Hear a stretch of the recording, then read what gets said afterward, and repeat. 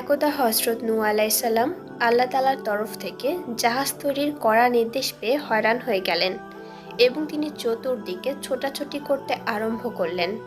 কোথায় লোকজন, কোথায় প্রয়োজনীয় মালপত্র, কোনো কিছুরই তার জোগাড় নেই। তবুও আল্লাহ তাআলার নির্দেশ যথাসত্ত্বর কার্যকরী করতে হবে। তাই তিনি তার গুটি কয়েক অনুসারীদের কাছে গেলেন এবং তাদেরকে বললেন যে আল্লাহ তাআলা আমাকে নৌকা বানানোর আদেশ দিয়েছেন, তাই কি করব কিছুই ভেবে পাচ্ছি না, তাই তোমরা আমাকে এই কাজে সাহায্য করো। নূহ আলাইহিস সালামের কথা শুনে তার অনুসারীরা বলল, হে নবী, আমরা আপনাকে সব ধরনের কাজে সহযোগিতা করব, বলুন এখন আমাদের কি করতে হবে। তখন হযরত নূহ আলাইহিস সালাম বললেন, তাহলে চলো আমার সঙ্গে। ফলে তারা সকলেই নবীর কথা মতো চলতে শুরু করলো। অতঃপর হযরত নূহ আলাইহিস সালাম তার রূপা গাছটির নিকটে গিয়ে যা দেখলেন তাতে তিনি অবাক হয়ে গেলেন। কারণ তিনি দেখলেন যে মাত্র কয়েক বছরের মধ্যে যে ক্ষুদ্র ডালটি এক বিশাল বৃক্ষে পরিণত হয়ে গিয়েছে। গাছটি ৬০০ গজ লম্বা এবং ৪০০ গজ বিস্তৃত হয়ে মানুষের একটি প্রদর্শনী বস্তুতে পরিণত হয়ে গিয়েছে এবং বহু দূর দূরান্ত থেকে মানুষ এসে গাছটি দর্শন করছে। হযরত নূহ আলাইহিস সালামের ভক্তদের মধ্যে এক ব্যক্তি ছিল অসাধারণ শক্তির অধিকারী। তার নাম ছিল আহাম। সে একসাথে কয়েক শত মানুষের সাথে লড়তে ভয় পেত না। হযরত নূহ আলাইহিস সালাম যখন গাছ কাটার জন্য সেখানে উপস্থিত হলেন, তখন আহামও তার সাথে ছিল। গাছটি কাটার সময় এলাকার বহু লোক এসে গাছটি কাটতে বাধা প্রদান করলো এবং বলল, এই গাছটি আমাদের প্রদর্শনী বস্তু, আপনি এটাকে কাটতে পারবেন না। তখন হযরত নূহ আলাইহিস সালাম বললেন, গাছ কাটার জন্য তিনি আল্লাহ তাআলার নির্দেশ পেয়েছেন, অতএব গাছটি তাকে কাটতেই হবে। এমন সময় কতিপয় ছেলে এসে হযরত নূহ আলাইহিস সালামের হাত থেকে অস্ত্র কেড়ে নিল। আহাম এই দৃশ্য দেখে ছেলেগুলোকে আছড়ে মেরে ফেলল এবং নিজ হাতে অস্ত্র ধরে অল্প সময়ের মধ্যে গাছটি কেটে ফেলল। এই অবস্থা দেখে স্থানীয় লোকেরা আর কেউ বাধা প্রদান করতে সাহস পেল না এবং তারা সকলেই সেখান থেকে পালিয়ে গেল। অতএব হযরত নূহ আলাইহিস সালাম কয়েকদিন বসে গাছ কেটে তক্তা বের করলেন এবং ছোট ছোট শাখাগুলো কেটে পেরেক বানিয়ে নিলেন। তারপর নবীর সারা জীবনের হেদায়েতের ফসল মাত্র ৪০ জন উম্মত নিয়ে জাহাজ তৈরির কাজে হাত দেন। ১০০০ গজ লম্বা ও ৪০০ গজ প্রস্থ এক জাহাজ তৈরির পরিকল্পনা নিয়ে কাজ আরম্ভ করলেন। নবী তার উম্মতদেরকে নিয়ে দিবারাত্র কাজ করতেন। এ জাহাজ তৈরির কাজে নবী ও তার সঙ্গীরা এত সাফল্য লাভ করলেন যাতে সাধারণ মানুষ অবাক হয়ে গেল। সেক্ষেত্রে আল্লাহ তাআলা ফেরেশতা দ্বারা সাহায্য করেছিলেন, যাতে করে প্রতিদিন কয়েক শত মানুষের পক্ষে যা করা সম্ভব ছিল না তা তারা সমাধান করে ফেলতেন। ৪০ দিন কাজ করার পর দেখা গেল জাহাজের কাজ প্রায় শেষ, তবে কিছু তক্তার অভাব পড়েছে। তখন নবী আল্লাহর দরবারে আরজ করে বললেন, হে আল্লাহ, জাহাজের কাজ সম্পূর্ণ করতে হলে আরও কিছু কাঠের প্রয়োজন, তিনি যেন অনতিবিলম্বে তা দূর করে দেন। এমন সময় হযরত জিবরাইল আলাইহিস সালাম সেখানে এসে হাজির হলেন এবং নবীকে বললেন, হে নবী, নীল নদের তলদেশে কিছু গাছ আছে, তা উত্তোলন করে তা দ্বারা অপূরণ তক্তার কাজ সমাধান করুন। হযরত নূহ আলাইহিস সালাম জিবরাইলের কথা শুনে আরেক সমস্যার সম্মুখীন হলেন, কারণ তিনি ভাবলেন যে নদীর তলদেশ থেকে কিভাবে সে কাঠ সংগ্রহ করবে। অতঃপর নূহ আলাইহিস সালাম তার উম্মতদেরকে নিয়ে পরামর্শে বসলেন। উম্মতের মধ্য থেকে একজন প্রস্তাব দিলেন, উজ বিন অনব বর্তমানে আমাদের দেশে আছে। সে সর্বদা সমুদ্র থেকে অনায়াসে মাছ ধরে খায়, অতএব তাকে কিছু খাবার দিলে সে সহজেই কাঠগুলো তুলে দিতে সম্মত হবে।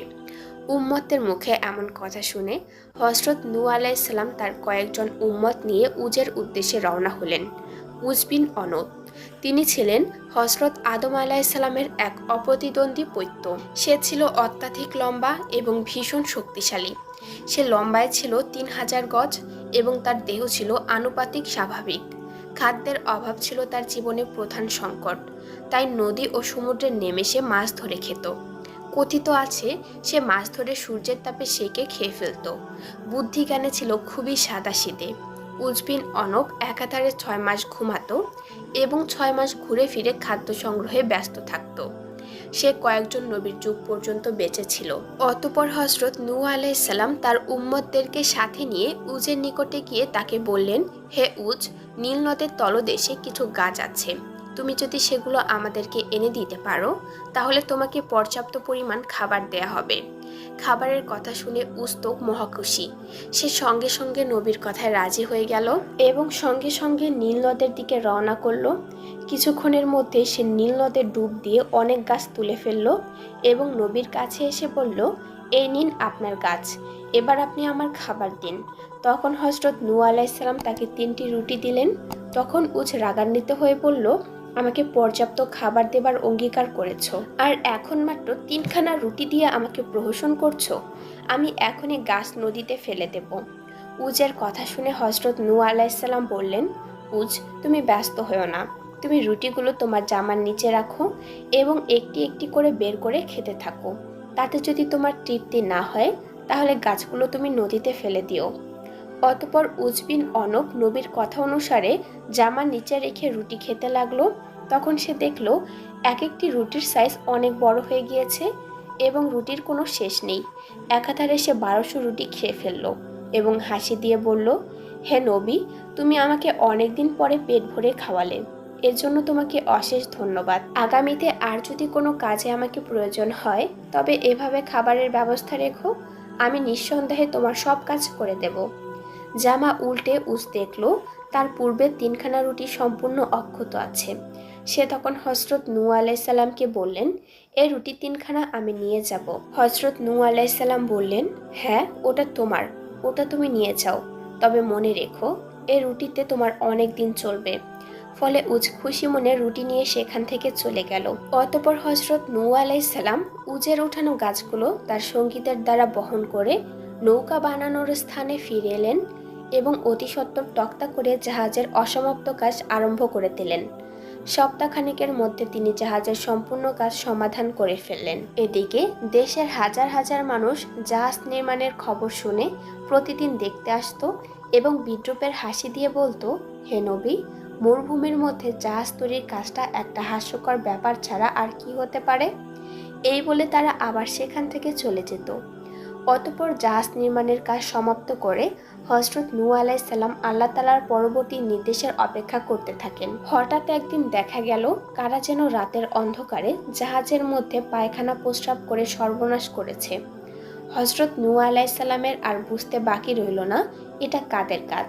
তিনি দুর্বল, ওদের সাথে মোকাবেলায় অগ্রসর হওয়া তার পক্ষে সম্ভব ছিল না।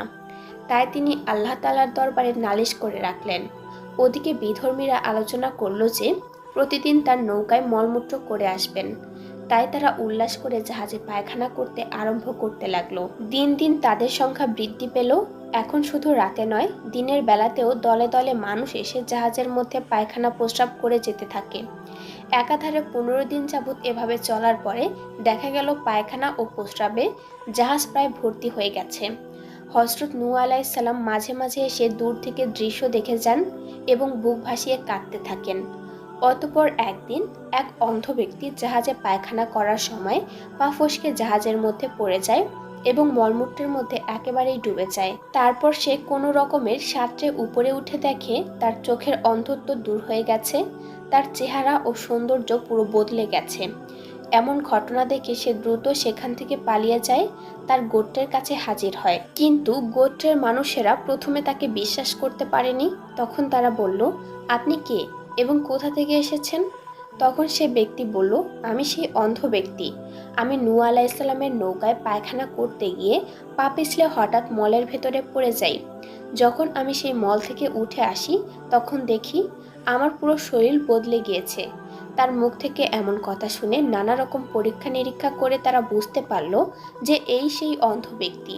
অতঃপর ঘটনার সত্যতা যাচাইয়ের জন্য একদল লোক রাত্রিবেলায় একজন অন্ধকে নিয়ে জাহাজে সেই মলের মধ্যে ফেলে দিল। অন্ধ লোকটি সেখানে ডুব খেয়ে উপরে উঠে আসলো, সাথে সাথেই তার অন্ধত্ব দূর হয়ে গেল। অন্ধ ব্যক্তি পৃথিবীর সবকিছুই পরিষ্কারভাবে দেখতে পাচ্ছে। পরপর 2টি অন্ধ দৃষ্টিশক্তি ফিরে পেল।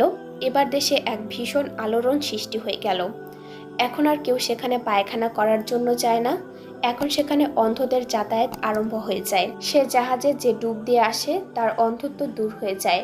প্রতিদিন শত শত অন্ধ ব্যক্তিরা আরোগ্য লাভ করার পরে পঙ্গু, অচল, লুলা জাতীয় আক্রান্ত ব্যক্তিরা জাহাজের মলমূত্রের মধ্যে ডুব দিতে আরম্ভ করলো। আল্লাহর মহিমায় তারাও আরোগ্য লাভ করলো। এরপর আরম্ভ হয় অন্যান্য ব্যাধিগ্রস্ত লোকদের যাতায়াত। তারাও ক্ষণিকের মধ্যে আরোগ্য লাভ করতে লাগলো। তখন দেশ বিদেশ থেকে মানুষের ঢল নেমে আসতে আরম্ভ হলো। শুধু মলমূত্র ব্যবহারেই তারা ফিরত না, বরং পাত্র ভরে ভরে মলমূত্র নিয়ে যেতে আরম্ভ করলো। সপ্তাহখানেকের মধ্যেই জাহাজের ভেতরে সব মলমূত্র শেষ হয়ে গেল। এরপরে যারা দেশ বিদেশ থেকে আসলো তারা জাহাজ ধুয়ে পানি নিতে আরম্ভ করলো। শেষের দিকে ধুয়ে মুছে নেবার ক্ষেত্রে ভীষণ প্রতিযোগিতা ও কাড়াকাড়ি আরম্ভ হলো। 15 দিন অতিবাহিত হবার পরে জাহাজ যখন সম্পূর্ণই পরিষ্কার হয়ে গেল, তখন আল্লাহ তাআলা হযরত নূহ আলাইহিস সালামকে আদেশ দিলেন যে তোমার খাঁটি উম্মতদেরকে এবং পৃথিবীর সমস্ত পশু পাখি থেকে একজোড়া করে জাহাজে উঠাও। হযরত নূহ আলাইহিস সালাম আল্লাহর নির্দেশ শুনে খুবই বিব্রত বোধ করলেন, কারণ পৃথিবীর বিভিন্ন স্থানে বিভিন্ন প্রাণীর বসবাস। অতএব পৃথিবীর বিভিন্ন স্থানে ঘুরে অল্প সময়ের মধ্যে কিভাবে এগুলো তিনি সংগ্রহ করবেন, বিষয়টি তার কাছে খুবই কঠিন বলে মনে হতে লাগলো। তখন জিবরাইল আলাইহিস সালাম নবীর কাছে উপস্থিত হয়ে বললেন, এ ব্যাপারে আপনি আদৌ চিন্তাযুক্ত হবেন না। আল্লাহ তাআলা এ বিষয়ে আপনাকে সাহায্য করবেন।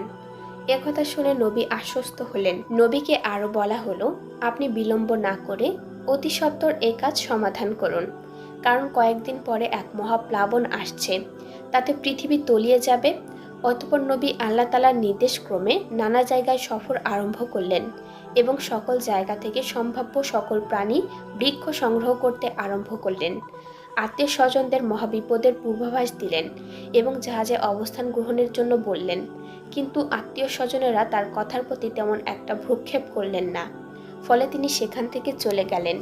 ইতিমধ্যেই দেখা গেল বন জঙ্গল থেকে বিভিন্ন জাতের প্রাণীরা খবর পেতে রেখে জাহাজের নিকটে এসে ভিড় জমিয়েছে। হযরত নূহ আলাইহিস সালাম জাহাজের নিকটে এসে প্রাণীদেরকে তাদের নির্দিষ্ট স্থানে উঠিয়ে নিলেন। এর মধ্যে হযরত নূহ আলাইহিস সালামের আত্মীয় স্বজনদের সংখ্যা ছিল খুবই কম। এমনকি হযরত নূহ আলাইহিস সালামের ছেলে কেনান জাহাজে উঠতে রাজি হলো না। হযরত নূহ আলাইহিস সালাম বারবার তাকে বললেন, কিন্তু সে কোনো কথায় কোনো রাজি হয়নি। সর্বশেষে হযরত নূহ আলাইহিস সালাম ক্রোধান্বিত হয়ে ছেলেকে বললেন, ওঠ শয়তান, জাহাজে ওঠ। এ কথা বলার সাথে সাথে ইবলিস শয়তান সকলের সামনে লাফ দিয়ে জাহাজে উঠে বসলো, কিন্তু কেনানের আর ওঠা হলো না। তখন তিনি নিরুপায় হয়ে আল্লাহর দরবারে আরজ করে বললেন, হে খোদা, তুমি একসময় আমাকে বলেছিলে যে আমার পরিবারবর্গকে ধ্বংসের কবল থেকে রক্ষা করবে, সে মর্মে আমার সন্তান কেনানকে রক্ষা করো। আল্লাহ তাআলা তার উত্তরে বললেন, তুমি আল্লাহর নবী আর কেনান কাফের, অতএব সে তোমার পরিবারবর্গের লোক হবার যোগ্য নয়, তার কথা তুমি ছেড়ে দাও।